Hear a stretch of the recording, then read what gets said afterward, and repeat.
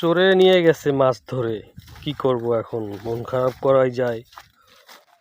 চোরদের মনে মনে গালিগালাজ দেওয়া যায়, চাইলে উচ্চ স্বরেও গালিগালাজ করা যায়, প্রত্যেক বাড়ি বাড়ি গিয়ে বলে আসা যায়, থানা পুলিশ কত কিছুই করা যায়, কিন্তু আমি কিছুই করব না। আমার কোনো অভিব্যক্তি নাই।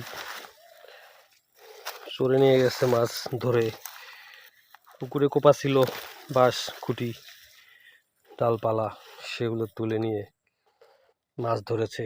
পানিটা এখনো ঘোলা, খুব বেশি দিন হয় নাই, 2-1 দিন আগেই। সব যে ধরে নিয়ে গেছে তা না। আজকে দুপুরবেলা এখানে খাবার দিয়েছিলাম, সেই খাবারের লোভে কিছু মাছ দেখলাম এই পাটটাতে এসে উল্লাস করছে। 2-5টা থাকলেও আছে, ধানের দিকে মন দিতে পারতাছি না, কারণ এই যে চুরি নিয়ে গেছে।